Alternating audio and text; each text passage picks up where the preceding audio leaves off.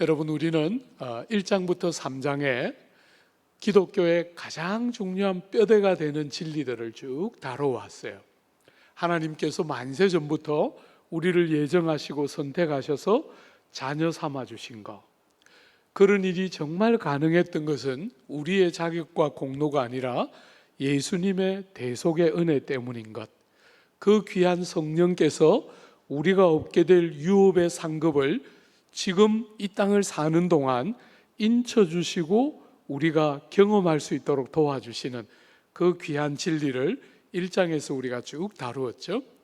2장이 열렸을 때 허물과 죄로 죽은 우리를 살려내시고 예수께서 우리를 위하여 십자가 지시고 부활하심으로 교회라는 한 새로운 피조물들을 창조해내시고 이렇게 분열되어 있는 세상에 연합되고 하나 되는 아주 독특한 새로운 공동체인 교회를 여셨다. 그거 우리가 2장에서 보았어요.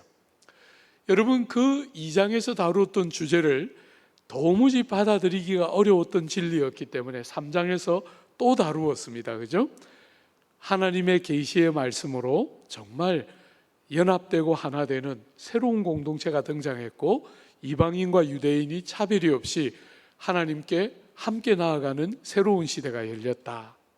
그리고 그 귀한 진리, 1장에서부터 보았던 3장까지의 귀한 진리가 머리를 서치고 귓전을 서치고 지나가지 않고 성도들이 참여하고 경험하고 맛보게 되도록 기도하는 것 우리가 보았습니다. 그죠? 사랑하는 여러분, 이제 오늘 4장부터 마지막 6장까지는 이 귀한 진리를 우리의 삶에 적용시켜주고 있는 것을 보게 돼요. 기독교는 너무나 귀한 진리, 여러분들이 제가 하는 설교나 목장에서 나누는 말씀 나눔을 통해서 깨달을 거라고 기대하고 있는데 기독교 안에는 진리가 있어요. 여러분의 눈을 열어주고 하나님과 예수 그리스도가 인격적으로 경험되는 데서부터 오는 진리의 눈염이 기독교 안에 있지요.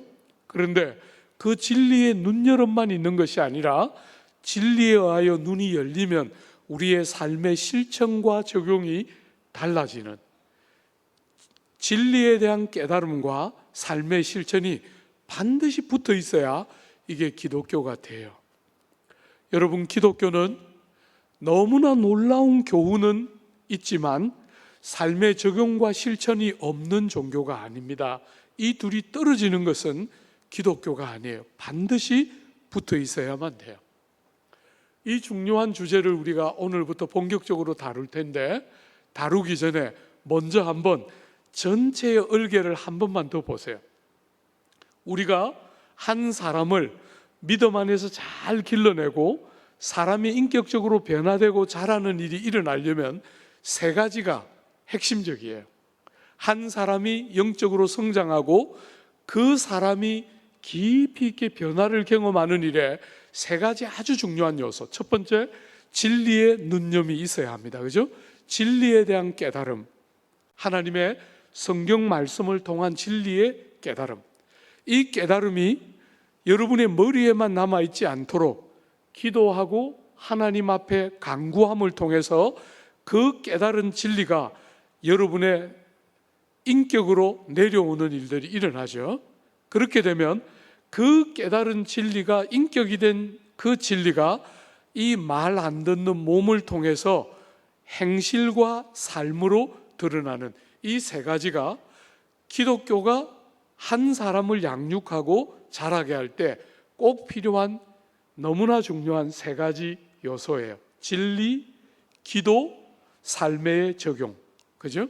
이 세 가지가 없이는 성숙과 변화는 불가능한 것이에요.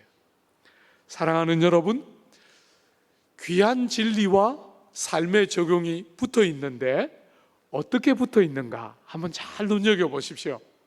기독교는 아주 중요한 특징들을 가지고 있는데 진리와 삶이 반드시 붙어 있는데 어떻게 붙어 있는지 한번 보십시오.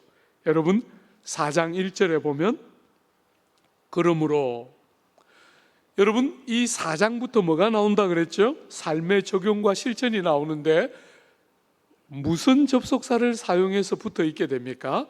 그러므로라는 접속사로 연결됩니다. 이건 너무너무 중요한 주제예요.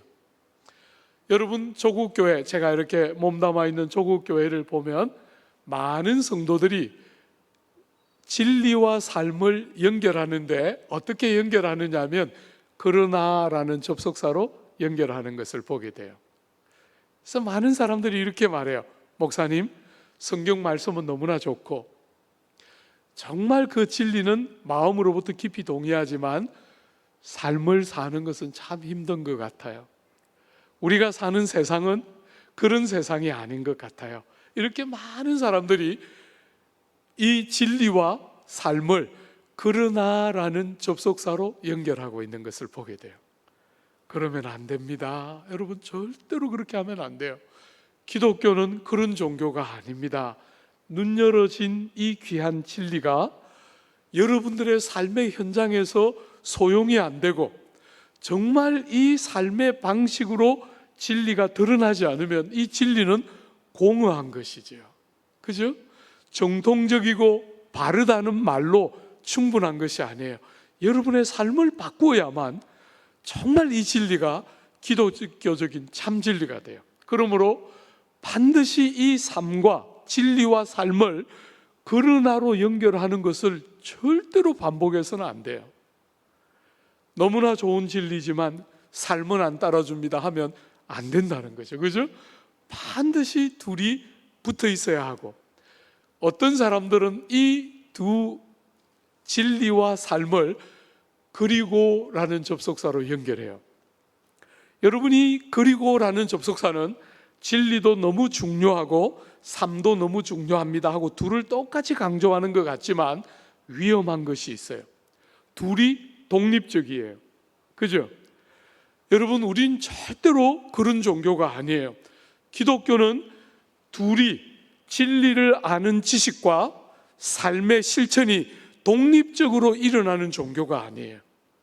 반드시 접속사는 그러므로여야 해요. 그러므로. 여러분, 기독교는 여러분들이 성경을 읽어보면 기독교는 굉장히 중요한 접속사들을 갖고 있다는 것을 보게 돼요. 우리가 2장을 보았을 때 우리의 영적인 실존이 어떤 상태냐면 허물과 죄로 죽어 있다 했죠? 죽어 있었습니다. 우린 다 하나같이 죽어 있었는데 그러나 하나님께서 우리가 아무것도 할 수 없을 때 하나님께서 우리를 위하여 너무나 선한 일을 이루어 놓으신 것이 기독교의 핵심인데, 복음을 소개할 때 사용되는 굉장히 중요한 접속사가 그러나입니다. 그러나 우리는 이런 상태지만 그러나 하나님께서 우리를 살려내시는, 그래서 복음을 소개할 때는 그러나라는 접속사가 자주 사용돼요. 여러분과 저는 거듭나서 예수님을 인격적으로 만나기 전에 우리는 사람들과 사람 사이에 끝없는 장벽과 담벼락으로 나뉘어져 있었어요. 그러나 이제는 새로운 시대가 열렸는데, 그러나 이제는 이 시대와 같지 않은 새로운 시대가 열렸는데 이방인이든 유대인이든 담벼락이 무너지고 하나가 되는 새로운 시대가 열렸다. 그럴 때 복음을 소개할 때 그러나라는 접속사를 사용했어요. 그런데 여러분, 진리를 잘 소개하고 이 진리를 적용할 때는 그러므로라는 접속사를 사용하고 있다는 것을 눈여겨보아야 해요. 왜요? 그러므로 앞에는 뭐가 나오지요? 여러분이 아시는 것처럼 그러므로는 인과 접속사예요. 그 앞에는 원인이 나오고 그 뒤에는 그 원인이 빚어내는 결과가 나와요. 사랑하는 여러분, 여러분과 제가 삶에 적용하고 실천하는 이유는 우리가 예수님을 인격적으로 만났기 때문에, 예수님을 통해서 진리를 경험하고 생명의 말씀을 깨달았기 때문에, 그것이 원인이 되어서 다른 형태의 가치관, 다른 형태의 삶의 방식, 다른 형태의 행동 양식이 나오는 결과로 그렇게 되어야, 그죠? 그러므로 앞에서 원인이 나왔습니다. 진리가 우리의 눈을 열고 우리가 멀리 떨어져 있던 우리가 예수와 가까워지면서 그것이 원인이 되어서 결과로서 다른 형태의 삶의 적용과 실천이 나와야 그게 기독교가 기대하는 삶이 되는 거예요. 오늘 조국 땅에 너무나 많은 사람들이, 성도들이 삶을 못 산다는 이야기를 하니까 사람들은 빨리 삶을 사는 길을 찾고 싶어 해요. 빨리 사람들에게 뭔가 어필이 될 만한 착하고 좋은 일을 많이 하는 것이 기독교인 것처럼 자꾸 생각해요. 그렇지 않습니다. 여러분, 그렇지 않습니다. 우리의 삶에 하나님을 사랑하고 우리의 삶에 하나님 때문에 이웃을 사랑하는 것이 만드는 행실이 나와야 그게 정말 기독교가 기대하는 삶이지, 일반 윤리나 도덕처럼 여러분들이 뭔가를 할 수 있는 것처럼 가르치는 종교가 아니에요. 원인이 분명하게 있고 그 예수 사건 때문에 우리의 삶에 결과가 드러나야 그게 기독교가 기대하는 삶이에요. 우리는 막연한 도덕과 윤리를 가르치는 종교가 아니에요. 기독교 안에 도덕이 있고 윤리가 있고 삶이 있지만 그 윤리와 도덕은 진리가 만드는 열매임을 잊어서는 안 돼요. 하나님을 인격적으로 경험하고 하나님을 만나고 여러분 안에 일어난 내적인 변화가 만드는 삶이어야 그게 정말 기독교가 원하는 삶임을 절대로 잊어서는 안 돼요. 이 둘은 떨어지면 안 되는 것이에요. 사랑하는 여러분, 이 귀한 그러므로라는 진리로 접속사로 묶어서 여러분과 저에게 진리가 만드는 삶의 적용을 원할 때 그 적용 어떻게 하라고 여러분과 저에게 권면하고 있습니까? 한 번만 더 보십시오. 그러므로 주 안에서 갇힌 내가 너희를 권하노니 너희가 부르심을 받은 일에 합당하게 행하라. 여러분과 저에게 진리를 적용하고 실천하는 일에 아주 중요한 큰 원리가 흐르고 있다는 거예요. 여러분과 저는 부르심을 받은 자들인데 그 부르심을 받은 일에 합당하게 행하는 것이 우리의 삶의 원리를 지배하는 중요한 원리라는 거예요. 부르심에 어울리게, 부르심에 맞게 살아야 한다. 여러분과 저는 부르심을 받은 자지요. 말하자면 허물과 죄로 죽어있던 우리를 생명으로 불러내셨어요. 어둠 속에 있던 우리를 빛으로 불러내셨지요. 종살이하고 있던 우리들을 자유자 되도록 불러내셨어요. 성도의 아주 중요한 특징은 성도들은 어떻게 살기를 결심한 자가 아니라 불러내심을 받은 자들이기 때문에 불러내심이 어떤 것인지를 알고 그것에 어울리고 그것에 맞고 그것에 합당한 삶을 사는 것이 성도들의 삶의 방식이라는 거예요. 사랑하는 여러분, 오늘부터 우리가 보게 되는 이 4장과 5장은 말하자면 부르심을 받은 자로서 어울리고 합당하게 사는 게 뭔지를 다루고 있는 내용들이에요. 4장 1절부터 16절까지 우리가 여러 주에 걸쳐서 보게 될 4장 1절부터 16절까지는 그 부르심에 합당한 삶이 뭐라고 말하냐면, 첫 번째로 부르심에 합당한 첫 번째 모습이 뭐냐면 부르심을 받은 그대로 성령이 하나 되게 하신 것을 힘써 지키라 예요. 여러분과 저를 성령님이 불러내실 때 우리를 하나 되도록 부르신 것이니까 하나 되게 하신 것을 잘 지키는 것, 이것이 첫 번째 큰 여러분과 저의 삶의 방식이에요. 그죠? 하나됨을 절대로 깨뜨리지 않고 하나됨을 지속시키고 보존하는 것, 이것이 성도인 여러분과 제가 삶에 적용할 때 첫 번째 합당한 삶의 방식이라는 거예요. 여러분, 두 번째는 4장 17절부터 5장 거의 마무리에 해당되는 21절까지 그 5장 상당한 뒷부분까지를 포함하는 내용이 뭐냐면 여러분과 저를 부르심에 합당하게 살라 하시는데 어떤 게 합당한 삶이냐면 성결한 삶, 거룩한 삶으로 부르셨으니까 성결하게 살아라, 이렇게 하고 있는 것이 두 번째 큰 대지예요. 여러분, 우리가 굳이 하나만 좀 더 한다면 에베소서 2장을 우리가 다룰 때 너희가 은혜로 믿음으로 말미암아 구원을 받았다 하는 그 위대한 2장의 요약 본문에서 우리를 뭐라고 했냐면, 여러분과 저를 구원해 놓으신 이유는 선한 일에 열심하는 친백성 되게 하기 위하십니다. 그것까지 우리가 혹시 묶어보면 이렇게 세 가지 정도로 말할 수 있겠죠. 여러분과 저를 부르신 부름에 합당한 삶은 첫째로 하나 되게 하심을 힘써 지켜내는 것이고, 두 번째로 거룩으로 부름받은 줄 알고 성결하게 살아가는 것이고, 세 번째로 선한 일에 열심하는 친백성 되라고 부르셨으니까 모든 선한 일에 열심을 다하는 백성이 되는 것, 그것이 세 가지 목적이라 할 수 있겠죠. 그런데 오늘 이 에베소서 4장 5장은 크게 두 가지, 말하자면 선한 삶을 거룩과 성결 안에 묶어서 하나 되게 하심을 지키는 것과 성결한 삶 혹은 거룩한 삶, 두 가지로 요약하고 있어요. 오늘 우리가 상당한 주에 걸쳐서 하나 되게 하심을 지키는 합당한 부름에 합당한 삶, 우리가 생각해 볼 텐데요. 한번 3절부터 먼저 한번 볼까요? 여러분과 저를 부르심을 받은 일에 합당하게 행하라, 이렇게 말했는데 그게 뭔지를 3절은 이렇게 말하죠. 평안에 매는 줄로 성령이 하나 되게 하신 것을 힘써 지키라. 여러분, 제가 이렇게 성도들을 섬기다 보면 성도들이 성경을 주목해서 읽지 않고 예사로 읽는 것을 한 번씩 보게 돼요. 그래서 많은 성도들이 이 본문을 어떻게 해석하느냐 하면, 야, 우리 하나 되자, 주님이 우리 보고 연합하라 했으니까 연합하자, 하나 되자, 이렇게 이 본문을 해석하려고 그래요. 여러분, 한번 주목해서 다시 한 번만 보세요. 오늘 본문은 여러분과 저에게 하나 되라, 연합하라 이렇게 말하고 있지 않아요.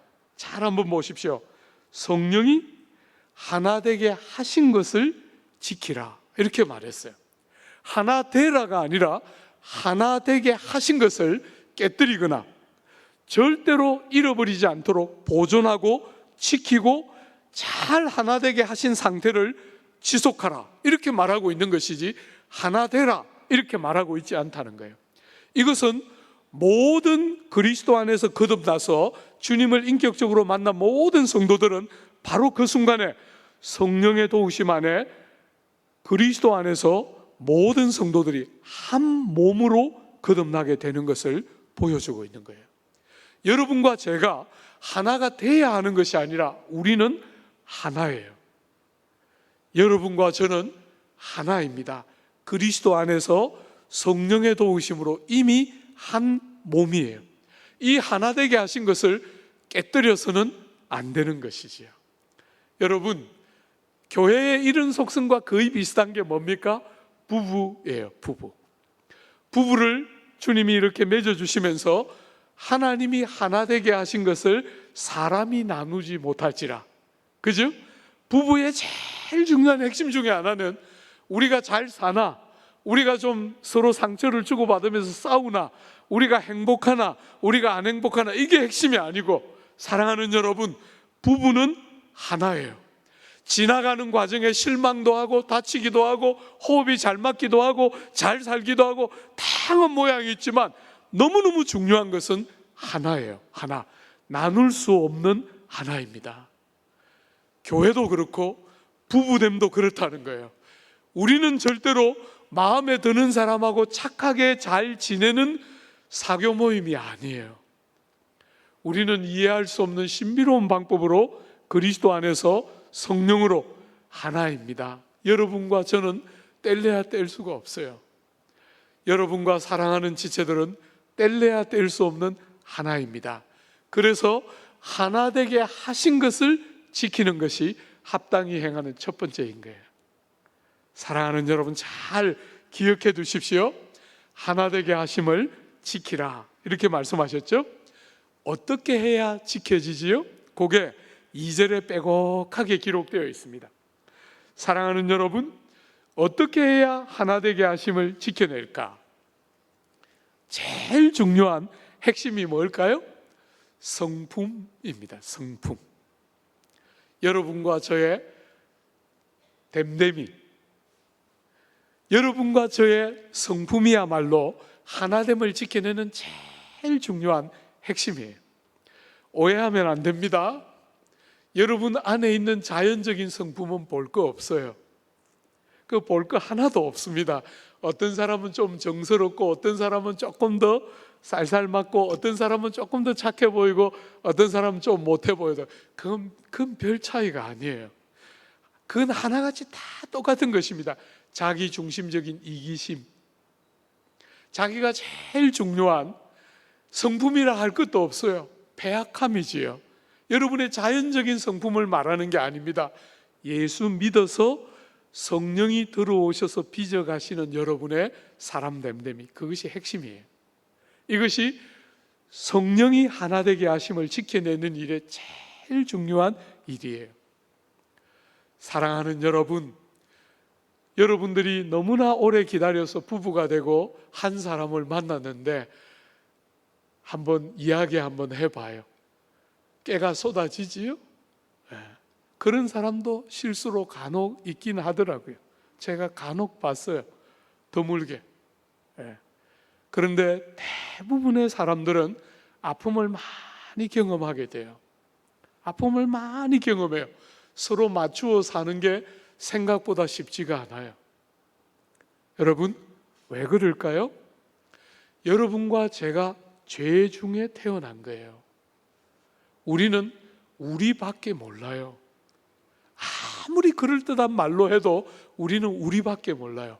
그런 우리가 부부가 하나 되게 하심 안에 상대를 내 몸의 한 부분처럼 받으면서 깊이 진짜 사랑을 배우고 하나 되게 하심을 지키는 것을 배워가게 돼요.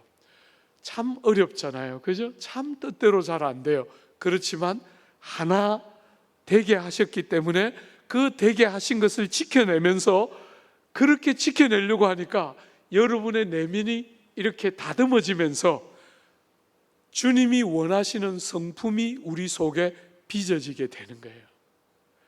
그런 것이 뭔지를 아는 사람들은 더 큰 가정인 교회 안에 와서 사랑하는 지체들을 아내와 남편이 서로를 책임 있게 대하고 책임 있게 사랑하고 서로를 정말 하나 되게 하신 것을 절대로 깨뜨리지 않으려고 몸부림치면서 하나 되게 하심을 지켜내는 과정을 지나와 본 사람들은 공동체 안에서 좋은 만남을 하고 끝나는 게 아니라, 마음에 드는 사람하고 가까이 지나고 끝나는 게 아니라 하나 되게 하심을 힘써 지키면서 정말 우리 안에 불가능했던 하나님을 닮은 성품들이 만들어지기 시작하는 것이 보이게 돼요. 그래서 여러분, 성장은 혼자 안 된다는 거예요. 변화는 혼자서 불가능해요. 여러분 책을 아무리 많이 읽고 기도원에 가서 기도를 하면서 하늘에서 불이 떨어지는 경험을 해도 안 바뀌어요. 안 바뀝니다. 여러분, 제가 30년 이 길 지나오면서 다 봤어요. 입을 열면 줄줄줄줄 오만 이야기가 다 나오고, 은혜 받은 체험 이야기하면 수많은 이야기가 나오지만 안 바뀝니다. 왜요? 성품이 바뀌는 것은 공동체 안에서 하나 되게 하심을 지키기 위해서 자기를 희생하고 꺾는 게 뭔지가, 그게 뭔지가 깨달아져야 비로소 성품이 만들어지기 시작하는 거예요. 오늘 사랑하는 여러분, 여러분들이 공동체 안으로 들어오는 것은 그런 면에서 결정적인 것이에요. 그게 없이는 변화라는 것이 거의 가능하지가 않아요. 자라지지가 않습니다. 어린애 짓만 하게 됩니다. 나이스하고 굿해 보이지만 아무 일도 일어나지 않는 것이죠. 여러분의 무수한 죄들이 보이고 사랑하지 못하고 이기적인 여러분의 모습이 반복적으로 상대의 얼굴에 비춰질 때 우리는 비로소 자기를 깨뜨리는 아픈 과정을 행복하게 받아내면서 주님을 닮은 사람으로 빚어져 가기 시작하는 거예요. 인격의 변화는 공동체 안에서가 아니면 절대로 불가능합니다.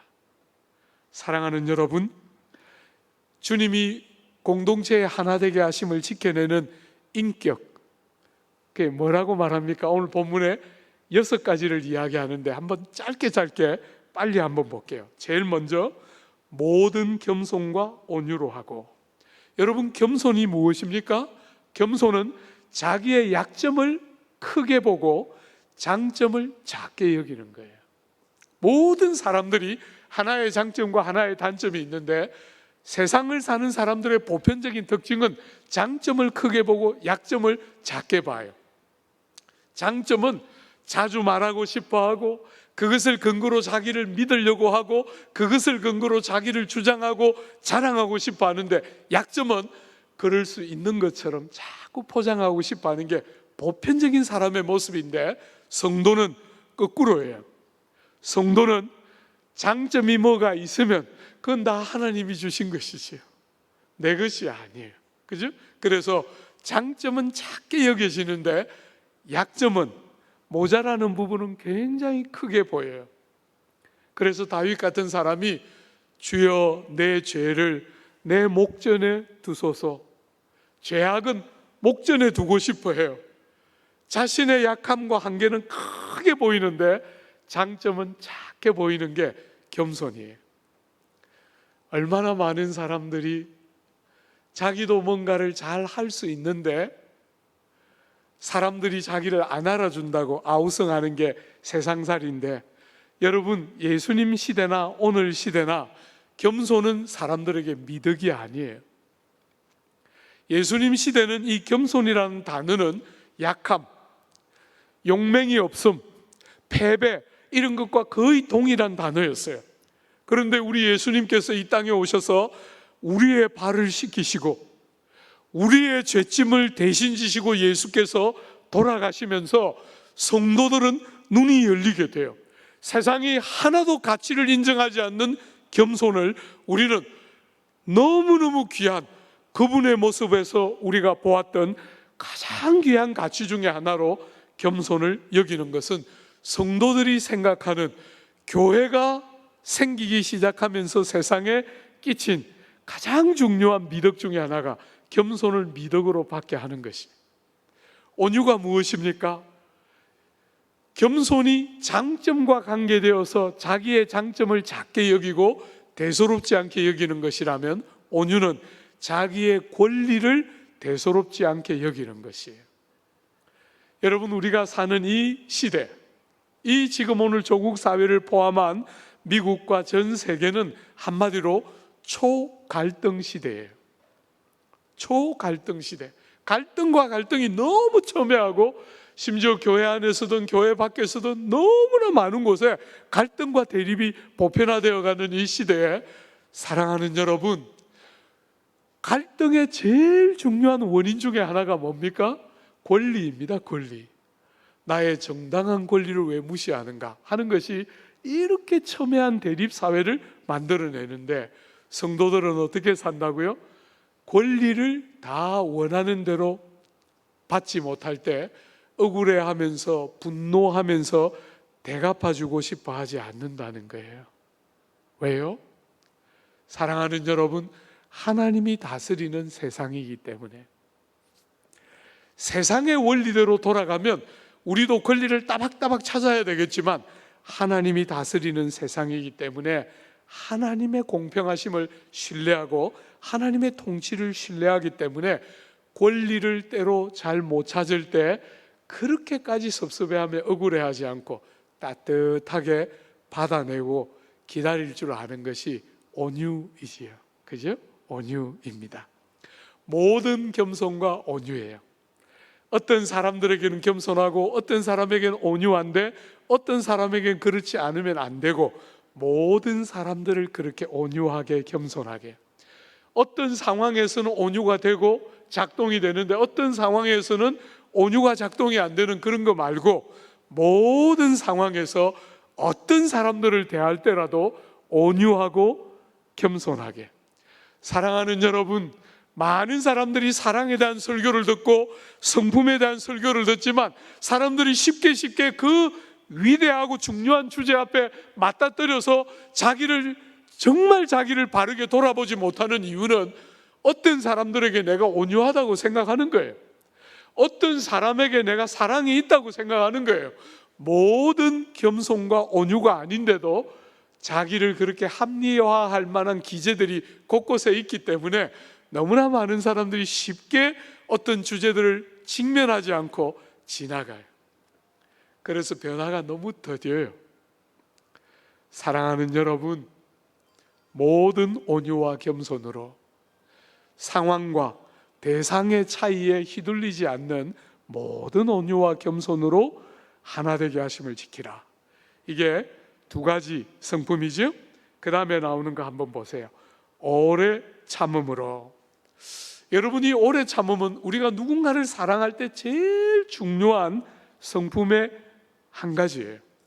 오래 참음이 없이는 우리는 누군가를 사랑할 수가 없어요. 그가 나에게 하는 말투, 그가 나에게 하는 행동, 그가 나에게 하는 여러 해코지, 여러 거슬리는 여러 일들을 오래 참아냄이 없이는 누군가를 바르게 사랑할 수 없고 하나 되게 하심을 지킬 수가 없어요. 여러분, 우리는 상대가 우리에게 어떤 말을 하면 우리가 그것에 준하는 말을 대갚아주고 싶은 게 우리 본성이에요. 그죠? 상대가 우리에게 한 말을 말만큼 갚아주는 게 아니라 더 많이 갚아줘야 시원해하는 게 여러분과 저의 본성이에요. 그런데 주님은 우리가 하나 되게 하신 이 하나됨을 지켜내는 일을 위해서 오래 참음이 필요하다는 거예요. 우리는 사람들을 대할 때 오래 참아주고 받아주는 일들이 너무 필요하다는 거예요. 여러분, 사람들이 자주 저에게 와서 이야기해요. 목사님, 참을 만큼 참았어요. 네. 아닙니다. 여러분, 아닙니다. 좀 더 참아요. 여러분이 스스로 선을 긋지 말고 주님이 됐다 하실 때까지, 주님이 돼야 되는 것이, 여러분과 저처럼 성마른 사람이, 우리는 얼마나 성말라요. 우리는 오래 참는 것 같지만 오래 참는 게 아니에요. 거기서부터 더 참아야 진짜 참는 건데, 참을 만큼 참았다 하고 부활을 탁 내면서 자기를 정당화하는 게 우리들의 본성이지요. 그러면 공동체가 깨어진다는 거예요. 그렇게 하지 말고 오래 참으라는 거예요. 사람을 견뎌내고 받아내고 참아내고 하면서 사랑하고 공동체가 하나 되게 하신 것을 견뎌내라는 거예요. 여러분이 자식을 길러본 사람들은 다 알겠지만, 자식이 10번 우리를 실망시키고 한 번 기쁘게 하면 10번은 잊어져요. 우리 그런 거 배우는 거예요. 그죠? 가족에서 아내를 주시고 남편을 주시고 자식을 주실 때 우리 그런 거 배우는 거예요. 그런 거 열심히 연습하면서 사랑하는 지체들, 우리의 또 다른 피부치인 귀한 지체들을 용서하고, 절대로 켜커묵은 거 3년 전에, 10달 전에, 10주 전에 이런 거 제발 말하지 말고, 그죠? 다 잊어버리고 절대로 기억하지 않고 오래 참아내면서, 감당할 수 있는 데까지 오래 참아내면서 그렇게 하나 되게 하심을 지켜내는 것이지. 여러분, 그 다음에 나오는 것은 거기서 한 걸음 더 나아가는 것이고, 오늘 우리 시대가 너무나 잊고 사는 것인데, 사랑하는 여러분, 용납함으로, 용납함. 여러분이 용납함은 영어로 bear예요. bear. 그저 참아내고 견뎌내는 것에 그치는 게 아니라 그의 아픔과 질고를 내 것인 것처럼 감당하고 짐을 나누어지는 것이지. 여러분, 오늘 우리 시대는 이거 이제 거의 사라져 가고 있어요. 제가 너무너무 못 잊는 내수동교회, 제가 대학부를 잘하고 그 젊은 시절 20대와 30대를 보냈던 그 공동체가 제가 잊어지지 않는 이유가 뭡니까, 여러분? 그 공동체에 저의 아픔을 자기의 아픔으로 여겨줬던 선배들이 계셨다는 거예요. 제 문제인데 너 문제구나 이렇게 말씀하지 않으시고 자기의 문제처럼 함께 아파하고 어떤 형태든지 짐을 나누어져 주시던 형들과 누나들이 그 공동체에 있었다는 거예요. 주 안에 사랑하는 여러분, 신앙생활을 하고 있는 여러분, 여러분은 신앙생활을 하면서 하나님을 믿고 정해진 시간에 찬송을 부르고 예배를 드리는 그것이 전부가 아니라, 여러분의 아픔, 여러분의 눈물, 여러분의 고통, 여러분의 상함을 함께 마음을 같이 해서 함께 나누고 함께 짐을 지고 함께 눈물 흘리는 것이 뭔지를 아는 사람이 여러분 주변에 있습니까? 여러분 자신이 누군가를 향해서 그런 사람이 되어 보신 적이 있습니까? 여러분은 어떤 면에서 굉장히 나이스하고 굉장히 훌륭한 사람일 수 있겠지만, 사랑하는 여러분, 그런 훌륭하고 나이스한 평을 받는 것 말고 그 어떤 사람들을 위해서 여러분의 아픔인 것처럼 함께 울고 그분의 짐을 함께 나누어 져본 적 있습니까? 그게 교회죠. 그게 성도의 삶이에요. 사랑하는 여러분, 우리가 주변에 두고 싶지 않아 하는 성격이 괴팍한 사람들 한번 떠올려 보세요. 우리가 가까이 하고 싶어 하지 않는 사람들 한번 떠올려 보십시오. 그 사람들은 많은 경우에 성장 배경에 굉장히 많은 질고를 겪었던 사람들이에요. 그래서 그렇게 배배 꼬이고 그렇게 좋은 말들을 내뱉지 못하고 모든 것들을 비판적으로 그렇게 나쁘게 말들을 쏟아내는 사람들이에요. 그런데 사람들은 한 사람도 그가 과거에 어떤 과정을 거쳐서 지금 저렇게 아픈 상태가 됐을까를 헤아려 주지 않고 성깔 나쁘다고 욕하고 지나가요. 그런 세상, 교회는 그렇게 사람들을 대하지 않고 그의 아픔을 헤아려 줄 줄 알고 그의 허물과 약함을 내 것인 것처럼 가려야 할 때 가려주고 말해야 할 때 모든 겸손과 따뜻한 사랑을 가지고 말을 하고 책임 있게 서로를 사랑하는 것이 교회 공동체의 핵심이에요. 여러분, 그가 어릴 때 자라는 과정에 육체적으로 몸이 연약해서 병이 들어서 사람을 많이 만날 기회가 없어서 홀로 외톨이처럼 살았기 때문에 누군가를 대하는 것이 너무 어렵고 누군가에게 선하게 다가가서 친절한 말 한마디 하는 게 너무나 어려울 수 있는데, 우리는 그의 과거와 그의 어떤 모습들을 모르면서도 지금 가지고 그 사람을 마음껏 편견을 가지고 대하는 그런 세상에 교회가 한 몸인 줄 알고 그의 약함을 가려내고 그의 아픔을 받아내고 함께 눈물 흘릴 수 있다면, 사랑하는 여러분, 교회가 어떤 공동체가 될지 한번 그려보세요. 용납함입니다. 사랑하는 여러분, 이런 것들은 하나같이 어렵지요. 겸손, 온유, 오래 참음, 용납함, 이런 것은 정말 우리 본성에 너무 안 맞고 너무 어려운 거예요. 그래서 오늘 본문이 뭐라고 말하는지 한 번만 더 보십시오.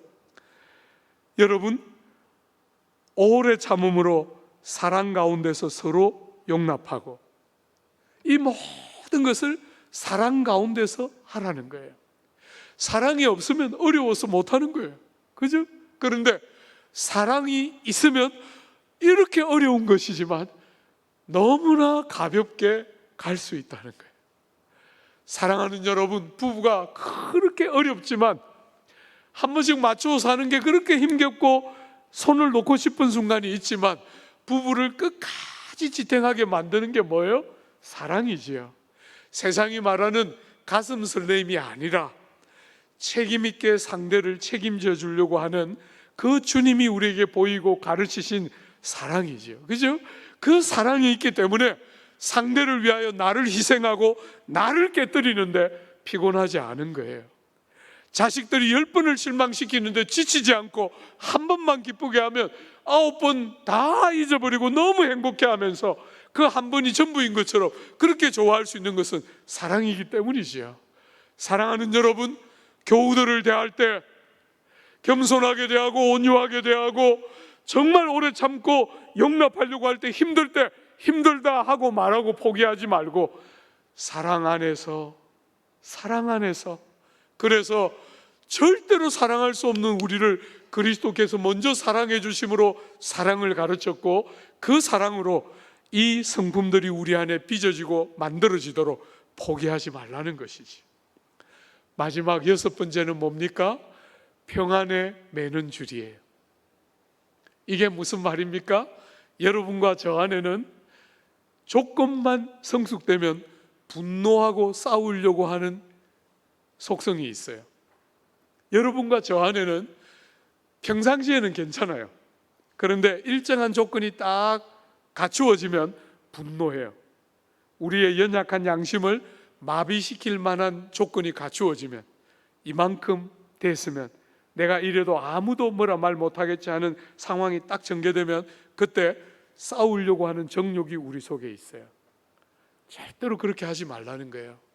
그런 우리 속에 있는 정욕이 합리화되는 기제가 딱 갖추어지면 그냥 그 정욕을 따라 싸우려고 드는데 그렇게 하지 말고 평안에 매는 띠, 여러분의 마음과 여러분의 손발을 평안에 매는 띠로 똥똥 동여매서 평화를 만들어낼 수 있고, 평화를 추구하고 화평케 하는 것이 아니면 아무리 정당하다고 여기도 절대로 다투려고 하지 말라는 것이에요. 그죠? 화평을 추구해야 되고 평화를 만들어내면서 하나 되게 하심을 따라 살라는 거예요. 여러분이 초갈등 사회, 세상이 그럴 뿐 아니라 조국 사회는 제가 볼 때 가장 최첨단이에요.